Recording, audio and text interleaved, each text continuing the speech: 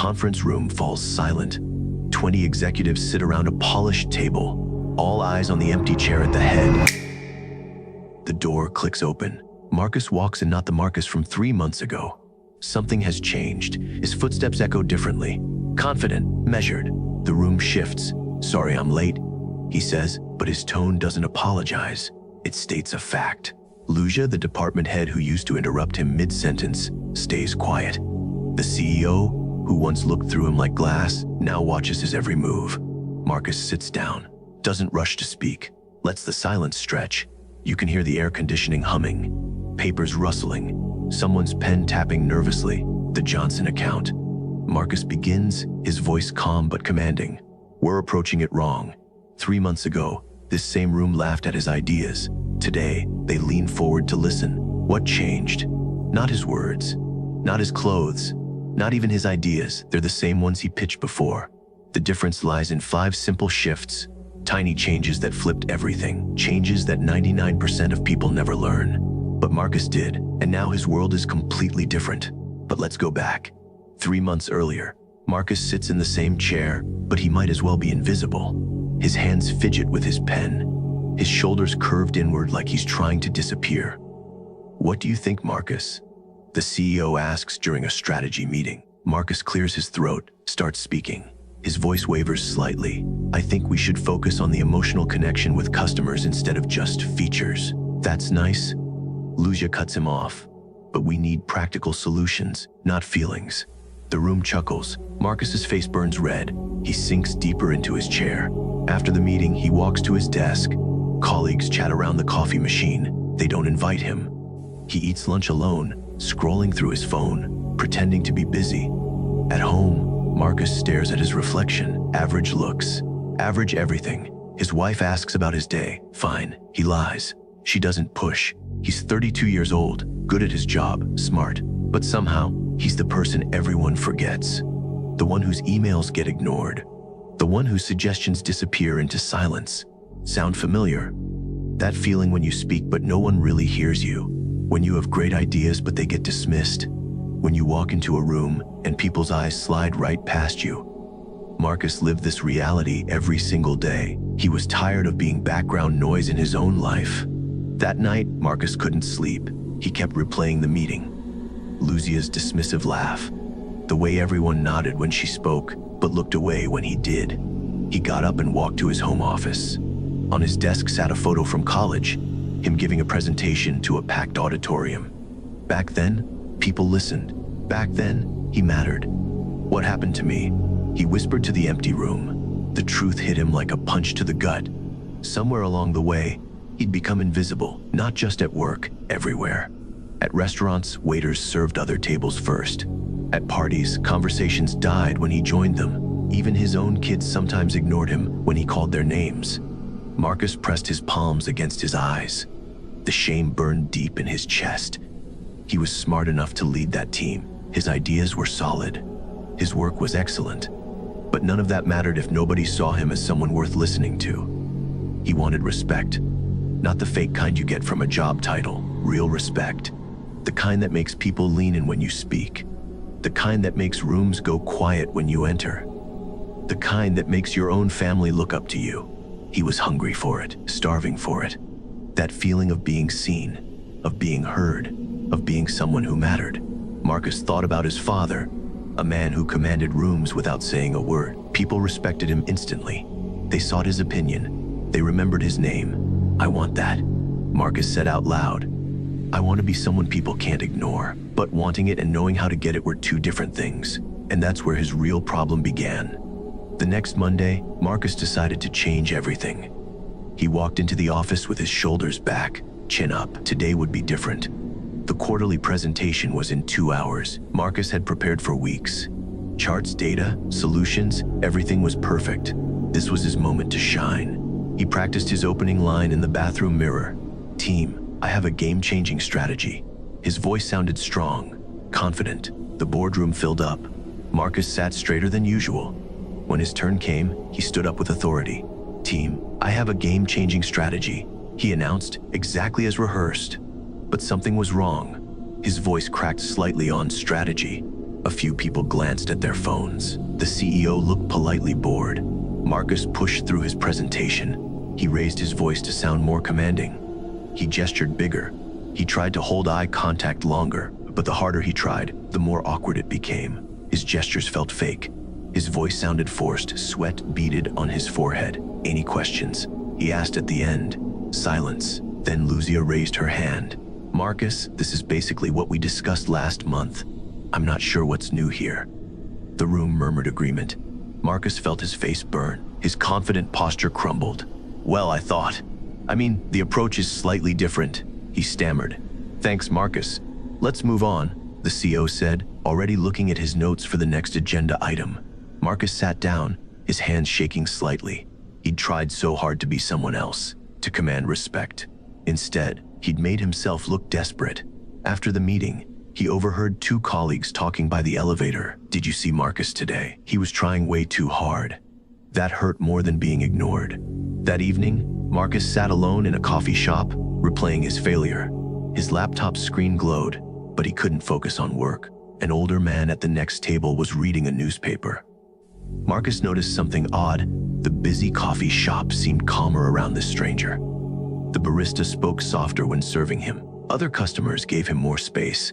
The man wasn't tall or loud.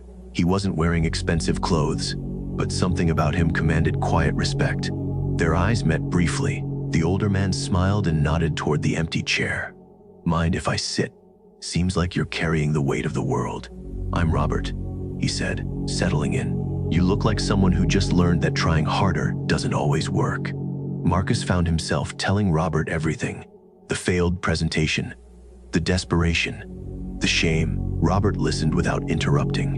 When Marcus finished, Robert was quiet for a long moment. You know what your problem is? Robert finally said. You think respect comes from what you do. It doesn't. It comes from who you are when you're not doing anything. Marcus frowned.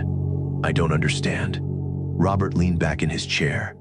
Watch people for the next few days. Really watch them. The ones who get respect aren't the loudest or the busiest. They're the ones who are comfortable in their own skin. He paused. Respect isn't earned through performance. It's earned through presence. And presence isn't about trying harder. It's about trying less. Robert pulled out a worn notebook.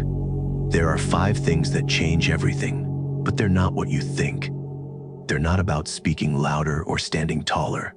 He wrote something down and slid it across the table. Start with this one. Master it completely before moving to the next. Marcus looked at the paper. 3 simple words that would change his life forever. The paper read, "Stop filling silence." Marcus stared at those 3 words. It seemed too simple, too basic. The next morning, he decided to test it. During the team huddle, his manager asked, "Any thoughts on the Peterson project?" Usually, Marcus would rush to fill the quiet with half-formed ideas. Today, he stayed silent. His heart pounded. The silence stretched 3 seconds, 5 seconds, 8 seconds. He watched his colleagues shift in their seats. Someone cleared their throat. Luzia opened her mouth, then closed it. Finally, Marcus spoke. Slowly, deliberately. The Peterson project needs a different approach. He stopped. Didn't explain. Didn't justify. Just let the statement sit there. What kind of approach? His manager asked, leaning forward slightly. Marcus noticed the change. His manager was actually waiting for his answer instead of moving on. Give me until tomorrow. I'll show you. Another pause. Marcus's palms were sweating, but he didn't fill the gap with nervous chatter. Okay? His manager nodded. After the meeting, Marcus felt different. Lighter somehow. He'd said less, but it carried more weight. At lunch, he tried it again. Instead of jumping into conversations, he listened. When someone asked his opinion, he paused before answering, really thought about it. You're quiet today, his colleague Emma said. Just thinking. Marcus replied, then stayed quiet. Emma looked at him differently, like she was seeing him for the first time. That evening, Marcus called Robert. It's working, but it feels unnatural. Robert chuckled. You've spent years afraid of silence. Now you're learning it's your friend. Silence creates space for respect to grow. What's next? Tomorrow, I'll teach you about the power of stillness. But first, master this. Silence isn't empty. It's full of possibility. 2 weeks later, the company faced its biggest crisis in years. The Johnson account, worth millions, was about to walk away. Emergency meeting. All hands on deck. The conference room buzzed with panic. Voices overlapped. Ideas flew back and forth. Charts covered the whiteboard. Nothing was working. "We need fresh thinking," the CEO announced, his voice tight with stress. "Anyone have ideas we haven't tried?" The room erupted again. Lucia suggested discounting. Tom recommended new features. Everyone talked at once. Marcus sat quietly in his usual chair. He'd learned to love these moments now, the chaos around him while he remained still. He could feel the energy of the room, the desperation, the fear. Slowly, he stood up. The strange thing was, people started to notice, not because he demanded attention, but because his calmness cut through the noise. Conversations began to fade. Marcus walked to the whiteboard. He didn't rush. His movements were deliberate, controlled. The room gradually fell silent. He turned to face them. 20 pairs of eyes looking at him. But this time, it felt different. They weren't looking through him anymore. They were looking at him. "Johnson isn't leaving because of price," Marcus said, his voice steady and clear. "They're leaving because we forgot to listen." He paused. "Let that sink in. Yesterday, I called Johnson's CEO, not to pitch, not to sell, just to listen. For 30 minutes, I said almost nothing. He told me exactly what they need." The room was dead silent now. Even Lucia wasn't reaching for her phone. They don't want features. They want partnership. They want to feel heard. Marcus saw something he'd never seen before in that room. Respect. Real respect. The CEO leaned forward. "What did you find out?" That night, Marcus sat in his home office, staring at the same college photo. But now he understood something he'd missed before. In that old photo, he wasn't commanding attention because he was trying to. He was comfortable with himself, confident without forcing it, present without performing. Somewhere along the way, he'd forgotten that version of himself. Marcus pulled out Robert's notebook and read through the 5 principles he'd learned. Stop filling silence. Move with purpose. Listen more than you speak. Control your reactions. Claim your space without apology. But the real change wasn't in the techniques. It was deeper. He'd stopped trying to prove he mattered. Instead, he simply acted like someone who already did. The difference was everything. His phone buzzed. A text from the CEO. "Great work today, Marcus," Johnson signed. "Let's talk about your role in the new partnership." Marcus smiled. But it wasn't the desperate smile of someone finally getting recognition. It was the quiet satisfaction of someone who knew his worth, whether others saw it or not. He'd spent years chasing respect from the outside, begging for it through louder voices and bigger gestures. But respect wasn't something you could grab. It was something you earned by becoming the kind of person who deserved it. The power had always been inside him. He'd just forgotten how to access it. Now he remembered. And that changed everything, not just how others saw him, but how he saw himself. Maybe you see yourself in Marcus's story. Maybe you felt invisible in meetings. Maybe your ideas get overlooked. Maybe you're tired of being the person everyone forgets. Here's what Marcus learned that changes everything. You already have what you need. Right now, you might be thinking you need to speak louder, work harder, push more. But that's not the answer. Marcus tried that. It backfired. The 5 psychology secrets Marcus learned aren't about becoming someone else. They're about remembering who you really are when you stop trying so hard. Think about moments when you felt truly confident. Not fake confident, real confident. You weren't performing. You weren't forcing anything. You were just yourself. That version of you is still there. It's been there all along. Every time you rush to fill silence, you're giving away your power. Every time you over-explain, you're weakening your message. Every time you apologize for taking up space, you're teaching others not to respect you. But here's the thing, you can change this starting right now. Today, in your next conversation, the same principles that transformed Marcus can transform you, not because you'll become someone different, but because you'll remember who you've always been underneath all that trying. You have everything you need to command respect. You always have. You just need to stop hiding it behind desperation and start showing it through presence. The choice is yours. Will you keep chasing respect, or will you start commanding it? Tomorrow, walk into your next meeting differently. Sit back instead of leaning forward. Pause before you speak. Let silence do the work. Watch what happens. Watch how people lean in. Watch how your words carry more weight. Watch how respect flows toward you naturally. Try it once, just once. The shift will surprise you.